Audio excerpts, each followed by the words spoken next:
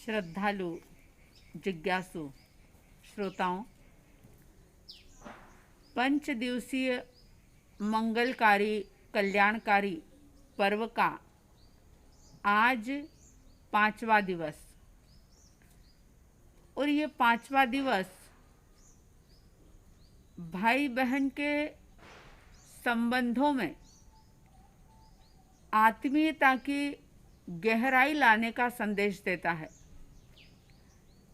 जैसा कि आपने सुना कि धन्य त्रयोदशी, रूप चतुर्दशी और परमात्मा महावीर का निर्वाण कल्याणक, इसके बाद गौतम स्वामी जी का केवल ज्ञान महोत्सव, ये सभी चीज़ें वैसे देखा जाए तो प्रभु महावीर स्वामी जी के साथ ही जुड़ी हुई है। और आज का ये जो भाई दूज का पर्व है, ये भी परमात्मा महावीर के साथ ही जुड़ा हुआ पर्व है। ऐसा कहा जाता है कि जब कार्तिक वधी अमावस्या की रात्रि में प्रभु महावीर स्वामी जी निर्वाण को प्राप्त हो जाते हैं, सिद्धालय में जाकर के विराजमान हो जाते हैं, वे तो अनंत सुखों में लीन हो गए। जन्मों जन्म का पुरुषार्थ उनका सार्थक हो गया। लेकिन जो भी लोग परमात्मा में श्रद्धा रखते थे, प्रभु की भक्ति करते थे, वे सभी शोकग्रस्त हो गए, वे सभी दुखी हो गए।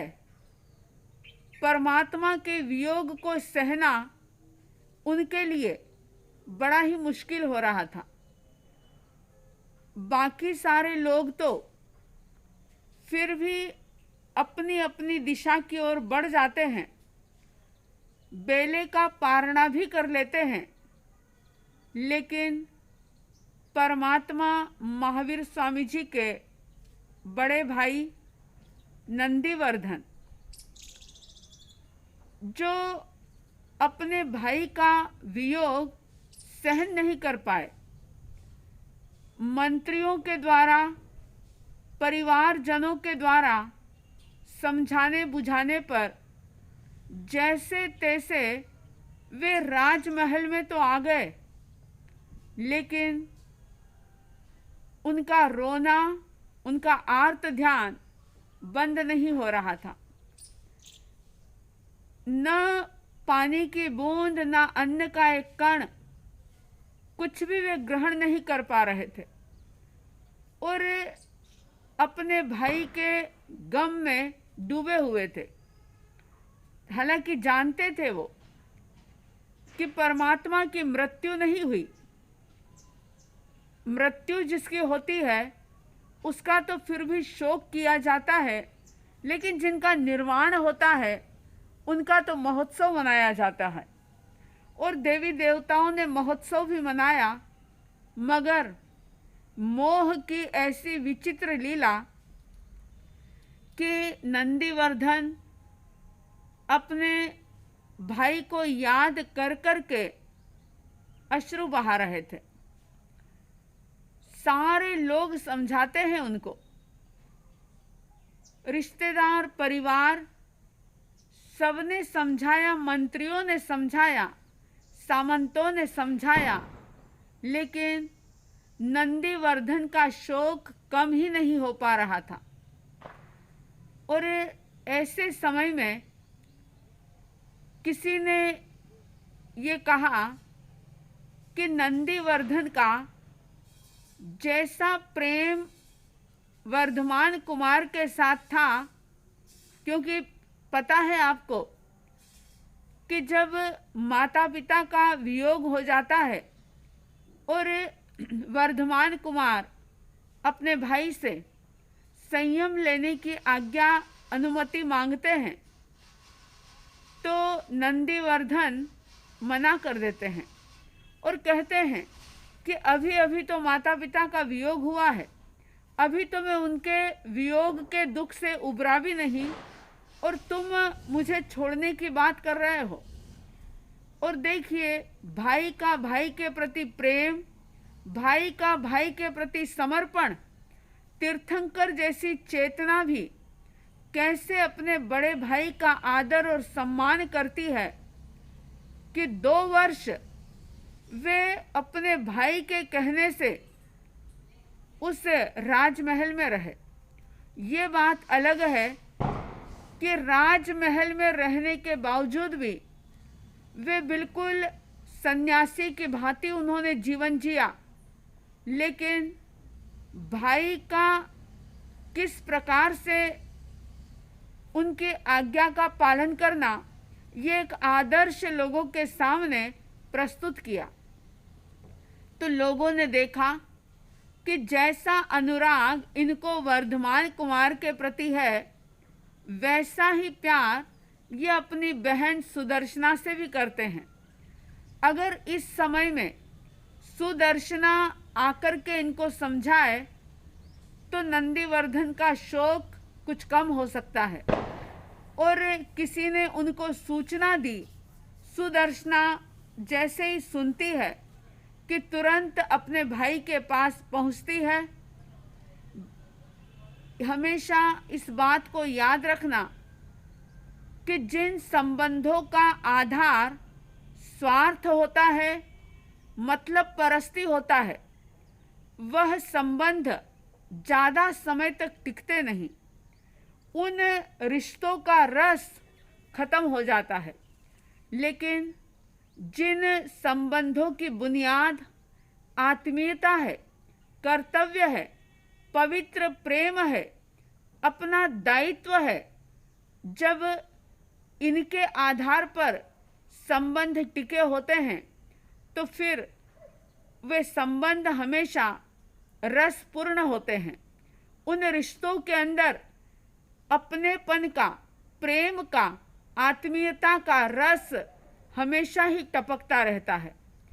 सुदर्शना ने जैसे ही सुना, सुदर्शना अपने भाई के पास आती है और आने के बाद हालांकि सुदर्शना को भी प्रभु महावीर से अत्यंत लगाव था, वह भी बहुत दुखी थी, लेकिन अपने दुख को एक तरफ रख कर के नंदीवर्धन को बड़े ही प्रेम पूर्ण तरीके से समझाती है, क्योंकि वो जानती थी कि इनके कंधे पर पूरे राज्य का भार है और राजा ही यदि इस प्रकार से हताश निराश होकर के बैठ जाएगा तो प्रजा का पालन कैसे होगा।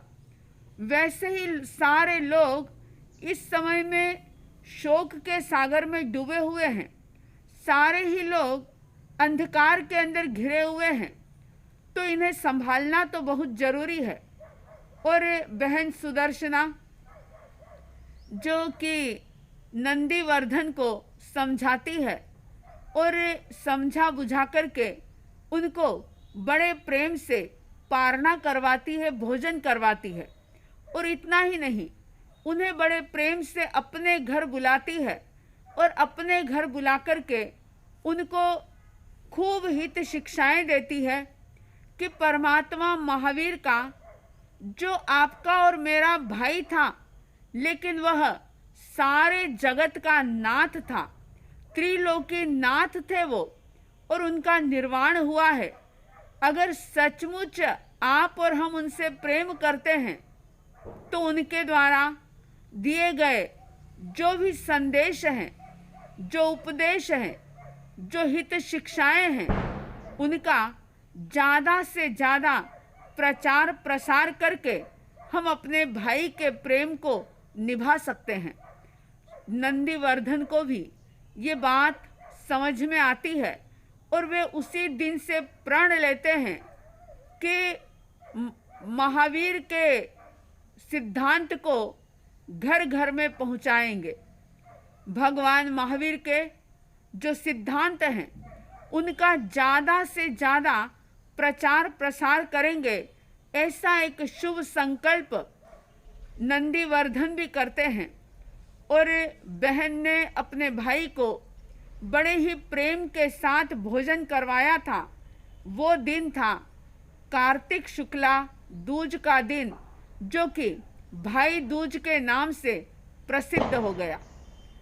दूसरे लोग जो इस पर्व को मनाते हैं, तो ऐसा कहा जाता है कि वैदिक पुराणों में एक प्रसंग आता है, और वो प्रसंग इस प्रकार का है कि वैदिक परंपरा ऐसा मानती है कि इंसानों की जब मृत्यु होती है तो उनके जीवन का लेखा जोखा, उनके कर्मों का लेखा जोखा करने वाले यमराज होते हैं। और यम जो है वे सूर्यपुत्र माने जाते हैं।